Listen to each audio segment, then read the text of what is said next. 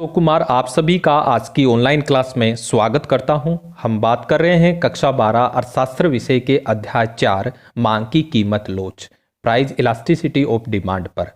इस अध्याय से संबंधित यह हमारा पहला पार्ट है। इस पार्ट फर्स्ट के अंतर्गत हम जानेंगे, चर्चा करेंगे मांग की कीमत लोच होती क्या है, इससे संबंधित परीक्षा के अंतर्गत हमें किस प्रकार से प्रश्न पूछे जाते हैं और आखिर मांग की कीमत लोच का अर्थव्यवस्था अर्थशास्त्र के अंतर्गत क्या महत्वपूर्ण रोल है, क्यों हमें इसको पढ़ना आवश्यक है। उन तमाम बिंदुओं का आज के इस पार्ट फर्स्ट के अंतर्गत हमारा चर्चा का विषय रहेगा। चलते हैं मांग की कीमत लोच पर। मांग की कीमत लोच को पढ़ने से पहले कुछ महत्वपूर्ण बिंदुओं पर हम चर्चा करना चाहेंगे, क्योंकि ये जो बिंदु हैं, इन बिंदुओं को जानने के बाद हमें मांग की कीमत लोच को पढ़ने में बड़ी सरलता सहजता महसूस होगी। इन बिंदुओं से वैसे तो आपकी परीक्षा के अंतर्गत प्रश्न नहीं पूछे जाते हैं, लेकिन इनको जानना बेहद आवश्यक है। उन बिंदुओं पर बात करें तो सबसे पहले हम बात करें, दो बिंदु है अचर संख्याएं और चर संख्याएं। अचर संख्याएं कांस्टेंट, ये है वेरिएबल, ठीक है। तो अचर संख्याओं और चर संख्याओं के बारे में आपने अधिकांश से सुना है। उससे पहले मैं दो और हैं, चल संपत्ति और अचल संपत्ति के बारे में चर्चा करना चाहूँगा। अचल संपत्ति आपकी स्क्रीन पर जैसे मकान है, कोई विद्यालय भवन है, अस्पताल है, ये सभी अचल संपत्ति है। और इनको देखने के बाद पता चल रहा है कि अचल संपत्ति वह संपत्ति होगी जो कि एक स्थान पर से दूसरे स्थान पर ले जाना मुश्किल है। मुश्किल क्या, ले जाया ही नहीं जा सकता। कोई भवन जिस स्थान पर बन गया वो वहीं रहेगा। लेकिन चल संपत्ति वह होगी जिसे एक स्थान से दूसरे स्थान पर ले जाया जा सकता है। जैसे रुपए, पैसा, हमारी जेब में पैसा है, हम एक स्थान से दूसरे स्थान पर जा रहे हैं तो उसको हम अपने साथ ले जा सकते हैं। लेकिन अचल संपत्ति है, वो है वहीं की वहीं रहेगी, उसको एक स्थान से दूसरे स्थान पर नहीं ले जाया जा सकता।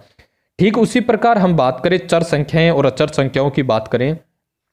अचर संख्याएं कांस्टेंट, वे संख्याएं जिनका मान समय और परिस्थितियों के अनुसार नहीं बदलता हो, अर्थात वह संख्या होगी जिनका मान पहले भी वही था, आज भी वही है और भविष्य में वही रहेगा। जैसे मैंने यहाँ उदाहरण लिया है, 1 2 3 4 5 जितनी भी ये संख्याएं हैं, पूर्ण संख्या हैं, इनका मान कांस्टेंट है, स्थिर है। भविष्य में भी 2 को 2 ही बोला जाएगा, आज भी 2 को 2 ही बोला जा रहा है और भूतकाल में भी 2 2 ही था। ऐसा नहीं है कि 2 को 3 पढ़ने लग गए। आगे हम बात करें चर संख्याएं जिनका मान समय और परिस्थितियों के अनुसार बदलता है, स्थिर नहीं रहता है। जैसा कि हमने गणित के अंतर्गत पढ़े होंगे, अक्ष और वाई का मान, माना अक्ष का मान, तो अक्ष का मान कुछ भी आ सकता है, रख सकते हैं। तो यहाँ इसके मान में समय और परिस्थिति के अनुसार परिवर्तन होता है। अर्थशास्त्र के अंतर्गत बात करें कुछ आर्थिक चरों की, जैसे राष्ट्रीय आय, नेशनल इनकम की बात करें तो प्रतिवर्ष ये बदलती रहती है, इसका मान स्थिर नहीं रहता है। तो ये भी क्या है, एक चर संख्या है। अब इसको हम क्यों पढ़ रहे हैं, इसका क्या रोल है, उसको भी हम जानेंगे। चर संख्याओं को हम यहाँ दो प्रकार से लेंगे, एक है स्वतंत्र चर और एक है आश्रित चर। स्वतंत्र चर इंडिपेंडेंट वेरिएबल और आश्रित चर डिपेंडेंट वेरिएबल। इनके नाम से ही पता चल रहा है, स्वतंत्र चर वे चर हैं जो अन्य चरों पर निर्भर नहीं करते हैं, अपने आप में स्वतंत्र होते हैं, दूसरे पर निर्भर नहीं करते हैं। आश्रित चर डिपेंडेंट वेरिएबल, इसके नाम से ही पता चल रहा है कि दूसरे चरों पर वो निर्भर रहते हैं।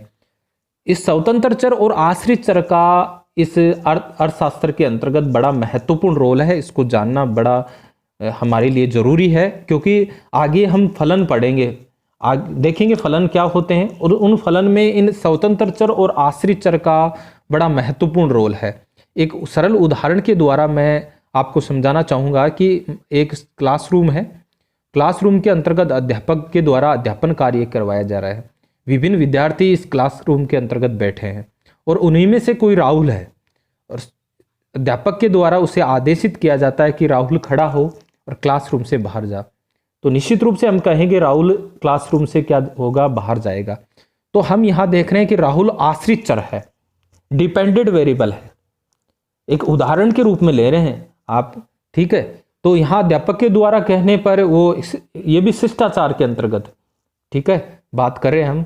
वैसे तो आजकल थोड़ा सा माहौल चेंज सा हो रहा है, वो अलग बात है, तो यहाँ लेकिन इस राहुल के द्वारा इस अध्यापक को कहा जाए कि आप क्लासरूम से बाहर जाइए सर, तो यहाँ अध्यापक पर डिपेंड करता है कि वो राहुल की बात मान भी सकता है और नहीं भी मान सकता है।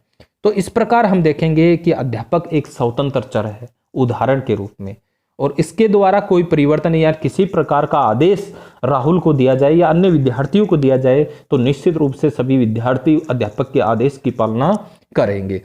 ठीक उसी प्रकार हम यहाँ देखें तो स्वतंत्र चर में कोई परिवर्तन होगा तो उसका प्रभाव आश्रित चर पर पड़ता है। ठीक है, इसको आगे हम फलन के माध्यम से पढ़ेंगे। चलते हैं, फलन क्या होता है। तो दो या दो से अधिक चरों के मध्य फलनात्मक संबंध को फलन कहते हैं। ठीक है, जैसा कि यहाँ एग्जाम्पल देख रहे हैं, ये बराबर का निशान है, बराबर के बाईं तरफ लेफ्ट साइड जो आश्रित चर है और राइट हैंड साइड दाएं भाग की तरफ स्वतंत्र चर है। तो हमेशा आप ध्यान में रखना कि दाएं भाग की तरफ जो राइट हैंड साइड है उस तरफ स्वतंत्र चर होता है, और यहाँ लेफ्ट जो बायां भाग है उस तरफ आश्रित चर होता है। ये एफ का निशान है, ये फलन है। ये फलन न तो यहाँ गुणा है, न भाग है, न जोड़ है, न बाकी है, केवल इन दोनों के मध्य संबंध को बताता है कि कैसा इनके मध्य संबंध रहेगा। यहां हम देखें बच्चों, जैसा कि अपने अध्यापक का उदाहरण लिया तो वो स्वतंत्र चर है, ठीक है, और बच्चा आश्रित है। ठीक है, तो ठीक उसी प्रकार यहाँ स्वतंत्र चर में कोई परिवर्तन होगा तो निश्चित रूप से उसका प्रभाव आश्रित चर पर पड़ेगा। आश्रित चर में कोई ना कोई परिवर्तन जरूर होगा, लेकिन आश्रित चर में कोई परिवर्तन हो जरूरी नहीं है कि वो स्वतंत्र चर में परिवर्तन हो भी सकता है और नहीं भी हो सकता है। इसका एक उदाहरण लिया है मांग फलन। हमने पूर्व का जो चैप्टर पढ़ा था, जो चैप्टर 3 था मांग की अवधारणा, उसके अंतर्गत हमने मांग का नियम लॉ ऑफ डिमांड पढ़ा था, और वहां हमने मांग के निर्धारक तत्व भी पढ़े थे। और निर्धारक तत्वों के अंतर्गत हमने देखा कि जो मांग है, वस्तु की मांग है, वो कई तत्वों पर निर्भर करती है, जिसके अंतर्गत हमने वस्तु की कीमत, संबंधित वस्तु की कीमत, उपभोक्ता की आय, आदत, रुचि, फैशन, मौसम इत्यादि ये सभी तत्व हैं जिनके द्वारा वस्तु की मांग निर्धारित होती है। लेकिन हमने मांग के नियम के अंतर्गत इन सभी तत्वों को कांस्टेंट रखा, केवल और केवल वस्तु की कीमत में परिवर्तन को देखा था। तो यहाँ वस्तु की कीमत को हमने रखा, बाकी स्थिर रखा था, जैसा कि हमने मांग का नियम लॉ ऑफ डिमांड में देखा था। और एफ है ये फलन है, और ये डी है वस्तु की मांग मात्रा। तो यहाँ पी यानी कीमत में कोई परिवर्तन होगा, जरूर ही वस्तु की मांग मात्रा प्रभावित होगी। लेकिन वस्तु की मांग मात्रा में कोई परिवर्तन हो तो उससे वस्तु की कीमत प्रभावित हो जरूरी नहीं है, क्योंकि यहाँ कीमत है। आपसे पूछा जाए कि कौन सा स्वतंत्र चर है, तो आप देखोगे राइट हैंड साइड दाएं भाग में पी है, ये एक स्वतंत्र चर है, और ये आश्रित चर है। कौन? वस्तु की मांग मात्रा, जिसको हमने डी से दर्शाया है। और जैसा कि मांग के नियम के अनुसार हमने पढ़ा था, अन्य बातें समान रहने पर, वस्तु की कीमत में कमी होने पर वस्तु की मांग मात्रा में वृद्धि, या वस्तु की कीमत में वृद्धि होने पर वस्तु की मांग मात्रा में कमी होती है। तो ठीक उसी प्रकार यहां हम देखेंगे कीमत में परिवर्तन के कारण वस्तु की मांग मात्रा प्रभावित होती है। हमने मांग के नियम में ऐसा नहीं पढ़ा था कि वस्तु की मांग मात्रा में परिवर्तन हो, अन्य बातें समान रहने पर वस्तु की मांग में वृद्धि होने पर कीमत में कमी होगी। ये गलत है। सही क्या होगा? कीमत में परिवर्तन के कारण। क्यों होगा? क्योंकि स्वतंत्र चर यहाँ कौन है? कीमत है, और जिसका प्रभाव किस पर पड़ रहा है? वस्तु की मांग मात्रा पर पड़ रहा है। ठीक है, तो यहाँ फलन समझ गए होंगे, और इसी का ही हम आगे लोच के अंतर्गत, इलास्टिसिटी के अंतर्गत समझेंगे, क्योंकि मांग का नियम है जो कि इन दोनों के मध्य संबंध को दर्शाता है। और कैसा संबंध है? विलोम संबंध है। तो यहाँ फलन है वो इन दोनों के मध्य संबंध को दर्शा रहा है। और कैसा संबंध है? यहाँ कीमत और मांग मात्रा के मध्य विलोम संबंध है। ठीक है, लेकिन हम लोच के अंतर्गत इनके परिवर्तन को देखेंगे। ठीक है, और वो परिवर्तन किसके कारण? यहां देखेंगे कीमत में परिवर्तन के कारण किस पर प्रभाव पड़ रहा है? वस्तु की मांग मात्रा। चलते हैं तो हम बात करते हैं लोच पर, इलास्टिसिटी पर। लेकिन बच्चों ये फलन है, इसके बारे में तो प्रश्न पूछा जा सकता है। बाकी ये जो मैं सबसे पहले हम लोच की बात करेंगे, लोच को हमको जानना आवश्यक है। यहाँ ये सिर्फ आपको समझाने के लिए, कहाँ से प्रश्न बनेगा और कैसा बनेगा उसकी भी मैं चर्चा करूंगा। फिलहाल लोच जानिए, इलास्टिसिटी होती क्या है। और हमने वैसे हम सामान्य भाषा में लोच को सुना होगा कि हमारे हाथ में कोई बर्तन है और परिवार में अगर हम हैं तो कई बार ये कहा जाता है कि बर्तन को सही पकड़ना, कहीं गिर जाएगा तो इसमें लोच न पड़ जाए, यानी मुड़ न जाए। तो ठीक उसी प्रकार यहाँ हम लोच की बात करें तो होता क्या है उसको समझें। किसी फलन में स्वतंत्र चर, फलन की हमने पहले बात की थी, किसी फलन में स्वतंत्र चर यानी इंडिपेंडेंट वेरिएबल में परिवर्तन से आश्रित चर डिपेंडेंट वेरिएबल में जो प्रतिक्रिया होती है के माप को आश्रित चर की लोच कहते हैं। यानी परिवर्तन कौन कर रहा है? स्वतंत्र चर कर रहा है, और प्रभाव किस पर पड़ रहा है? आश्रित चर पर। ठीक है, यहां हम सूत्र देखें इस लोच का, तो आश्रित चर यानी डिपेंडेंट वेरिएबल में प्रतिशत या आनुपातिक परिवर्तन बटे स्वतंत्र चर में प्रतिशत या आनुपातिक परिवर्तन। जैसा कि हम देख रहे हैं यहां इस अनुपात में बटे में जो कि स्वतंत्र चर है उसको बटे के नीचे रखा है, और जो आश्रित चर है उसको बटे के ऊपर रखा है। तो बच्चों इसको बड़ा बेहद जानना आवश्यक है। आपको जो भी किसी भी, आगे हम पूर्ति की लोच भी पढ़ेंगे जैसा कि आप उच्च अध्ययन में जाते हो, तो हमेशा आप देखोगे कि जो स्वतंत्र चर है उसको आप नीचे रखोगे। और हमने बात की थी मांग फलन की, तो आप देख रहे होंगे ये मांग फलन, तो इसमें देखिए स्वतंत्र चर कौन सा है? कीमत है। तो आप ये बताइए कि कीमत का प्रतिशत या आनुपातिक परिवर्तन कहाँ रखोगे? तो निश्चित सी बात है वो स्वतंत्र चर है, यानी बट्टे के नीचे रखेंगे, और मांग मात्रा के प्रतिशत परिवर्तन को बट्टे के ऊपर रखेंगे। यानी आश्रित चर में जो प्रतिशत या आनुपातिक परिवर्तन है बटे स्वतंत्र चर में प्रतिशत या आनुपातिक परिवर्तन है, तो इसके द्वारा जो मान प्राप्त होगा वो क्या होगी? लोच होगी अर्थशास्त्र के अंतर्गत। ठीक है, आप देखें वैसे एक सामान्य लॉजिकल बात है, एक मैं ऐसे ही एग्जाम्पल के रूप में बता रहा हूँ। जैसे हम देखते हैं कि कोई लाइन लगी हुई है, कतार लगी हुई है, और उसमें से धक्का कहाँ से लगता है? पीछे से लगता है, और गिरते कौन है? आगे वाले। यानी कहने का तात्पर्य क्या है? बदमाशी कौन कर रहा है?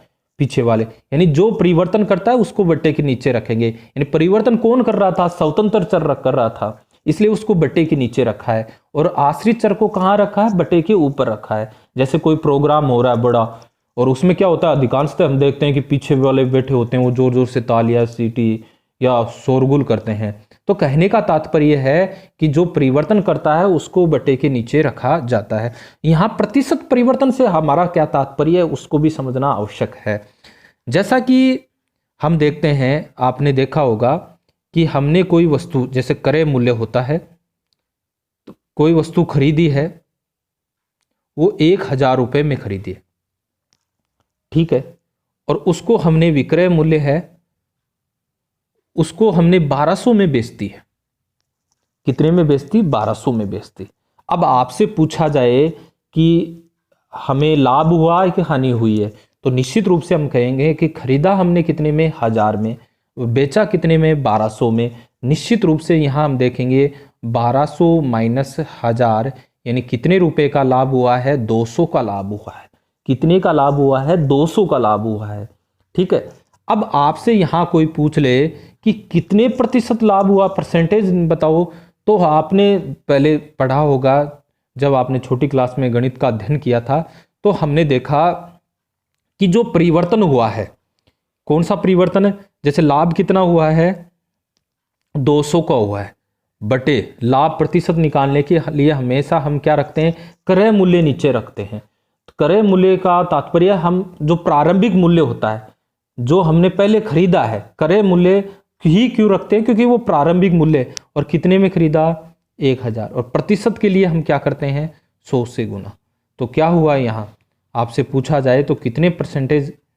20% का इसको क्या हुआ है? लाभ हुआ है।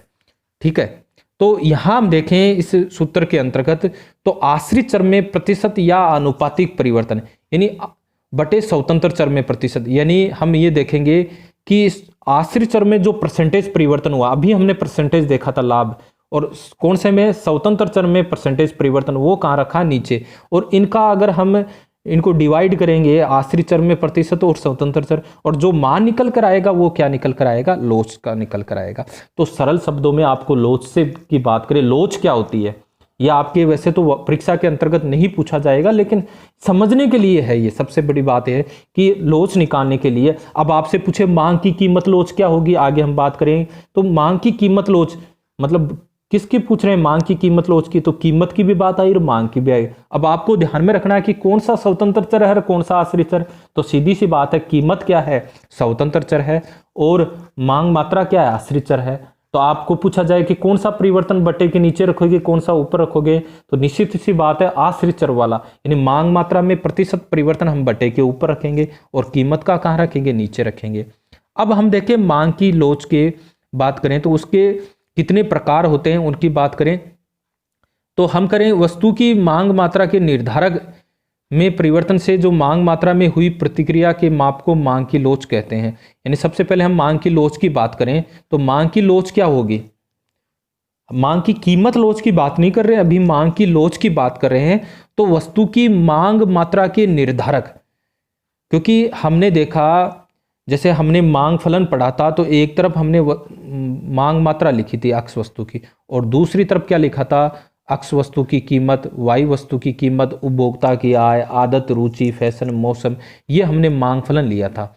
और अब आप में ये बताइए कि यहाँ स्वतंत्र चर कौन सा है और आश्रित चर कौन सा है। तो हम देखेंगे कि ये जो निर्धारक तत्व है ये स्वतंत्र चर है, और वस्तु की मांग मात्रा, यहाँ वस्तु कौन सी ली है, अक्ष ली है, तो वो क्या है, आश्रित चर है।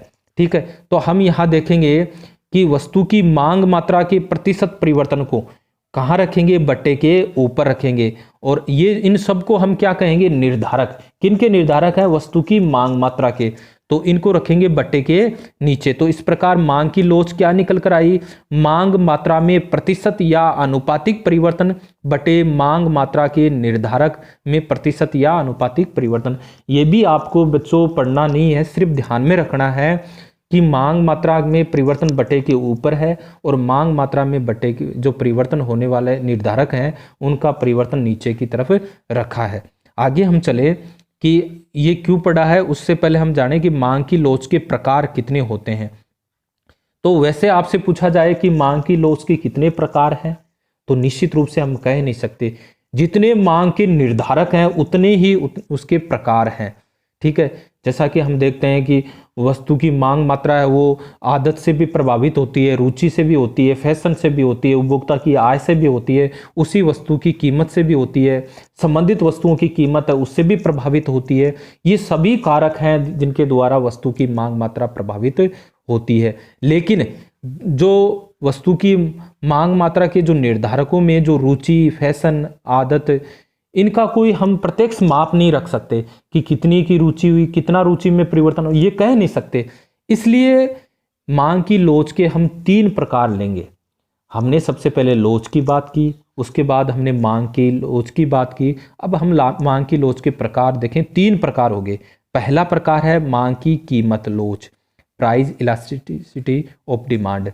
फिर है मांग की आय लोच, ठीक है। फिर है मांग की तिरछी या प्रतिलोच।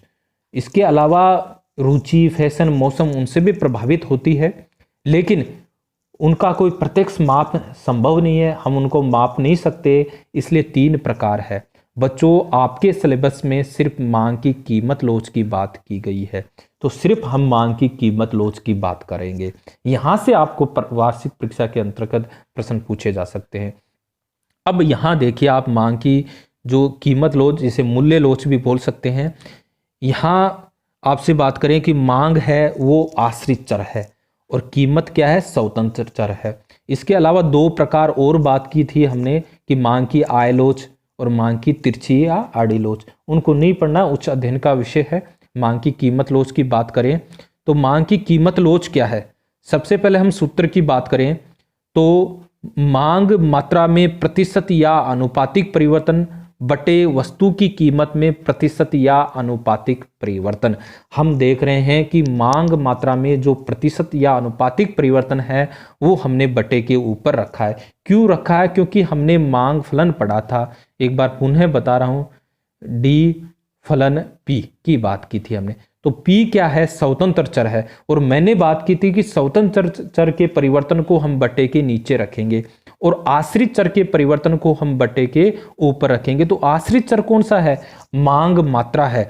तो मांग मात्रा में जो प्रतिशत या अनुपातिक परिवर्तन है वो बटे के ऊपर, और वस्तु की कीमत में प्रतिशत, क्योंकि प्रतिशत और अनुपातिक परिवर्तन की तो हम बात कर रहे हैं, लेकिन यहाँ बात करनी है कि जो आश्रित चर है वो कौन सा है, तो वो है मांग मात्रा है, और स्वतंत्र चर क्या है, वस्तु की कीमत है। तो इस प्रकार यहाँ इसकी परिभाषा क्या निकल कर आई, हम देखें कि मांग मात्रा में जो प्रतिशत परिवर्तन है उसमें वस्तु की कीमत में प्रतिशत परिवर्तन का भाग देने पर जो मान प्राप्त होगा वो क्या होगा, मांग की कीमत लोच होगी। या हम कहें कि अन्य बातें समान रहने पर, यानी यहाँ केवल जो स्वतंत्र चर हमने कौन सा रखा है, केवल कीमत रखी है, बाकी सबको क्या रखा है, कांस्टेंट रखा है। इसलिए अन्य बातें समान रहने पर वस्तु की कीमत में परिवर्तन से वस्तु की मांग मात्रा में हुई प्रतिक्रिया को मांग की कीमत लोच कहते हैं। यानी कीमत में प्रतिशत परिवर्तन के फलस्वरूप मांग मात्रा में कैसी प्रतिक्रिया हुई है उसके माप को हम क्या कहेंगे, यहाँ मांग की कीमत लोच कहेंगे। इसको सांकेतिक रूप में अगर हम बात करें तो कैसे दर्शाएंगे। अब मांग मात्रा के प्रतिशत परिवर्तन, जैसा कि मैंने बताया था कि कोई वस्तु हमने अभी बात की थी कि 1000 में खरीद कर 1200 में बेची, तो हम देखेंगे कि वो कितना परिवर्तन हुआ था, तो वो लाभ हुआ था 200 का, और प्रारंभिक मूल्य यानी 1000 क्रय मूल्य और इंटू 100। तो इसी प्रकार हम बात करेंगे यहाँ डेल्टा क्यू। ये डेल्टा जो त्रिभुज का निशान आपको दिख रहा है ये है परिवर्तन किस में, अभी जैसा कि हमने 200 का बात की थी, तो 200 क्या परिवर्तन हुआ है, यानी 1000 की वस्तु हमने कितने में खरीदी है, 1200 में खरीदी है, तो डेल्टा क्यू क्या हुआ, परिवर्तन। ठीक है, क्यू प्रारंभिक मान, प्रारंभिक मान जैसे यहाँ क्रय मूल्य है गुणा 100। ठीक है, ये तो हो गया मांग मात्रा में प्रतिशत परिवर्तन बटे डेल्टा पी अपॉन पी गुणा 100। तो यहाँ डेल्टा पी क्या है, वो कीमत में परिवर्तन को दर्शा रहा है। यानी जैसे 10 रुपये कीमत थी बाद में 12 हो गई, तो आपसे पूछे डेल्टा पी कितना है, तो आप बताओगे 2 है, यानी कीमत में कितना परिवर्तन हुआ है, 2 का परिवर्तन। पी क्या है, पी है प्रारंभिक कीमत, तो इसमें से प्रारंभिक कीमत कौन सी है, 10 है, क्योंकि पहले कीमत कितनी थी, 10 थी। ठीक है, और गुणा 100। ठीक है, अब हम यहाँ ये देखेंगे 100 से 100 कैंसिल हो गया। ठीक है, और ये क्या निकल कर आएगा, हमारे सामने निकल कर आया डेल्टा क्यू अपॉन क्यू, और इस बट्टे को हम भाग के निशान पर लिखें, भाग डेल्टा पी अपॉन पी।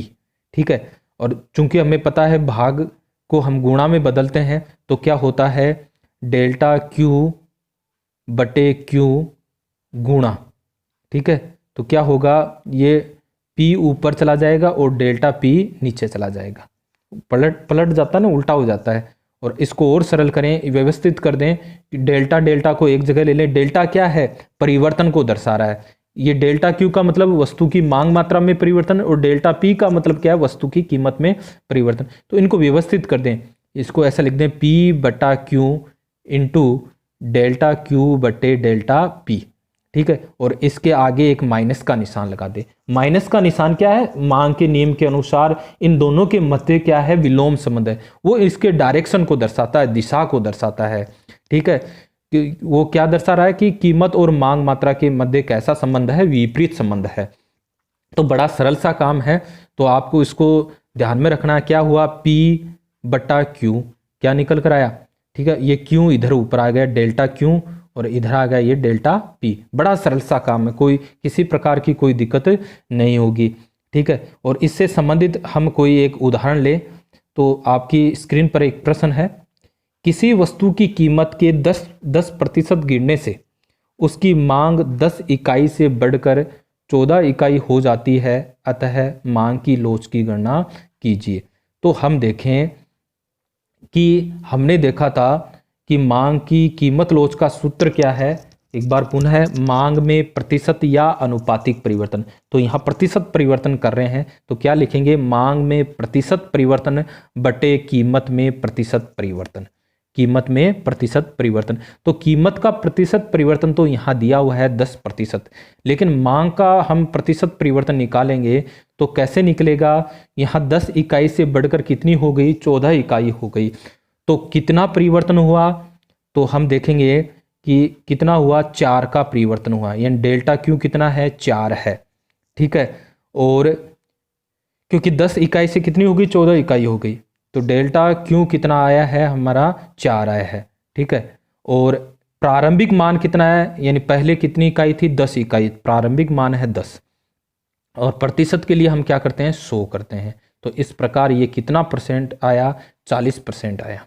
ठीक है, यानी 10% गिरी है, तो ये इकाई है जो कितनी बढ़ गई, 10 से 14 हो गई, यानी कितनी की वृद्धि हुई है, 40% की वृद्धि हुई है। वैसे मांग के नियम के अनुसार भी सही है, कीमत में कमी हुई और वस्तु की मांग मात्रा में बढ़ी है, और कितनी वृद्धि हुई है, 40% की। अब हम जैसा कि सूत्र जानते हैं, मांग में प्रतिशत ऊपर क्यों रखा है, मांग में प्रतिशत परिवर्तन, क्योंकि वो क्या है, आश्रित चर है। कैसा चर है, आश्रित चर है, और कीमत क्या है, स्वतंत्र चर है। तो इस प्रकार निकल के आया कि आश्रित चर में यानी मांग मात्रा में कितना प्रतिशत परिवर्तन हुआ है, 40 का, कीमत में कितने का हुआ है, 10 का।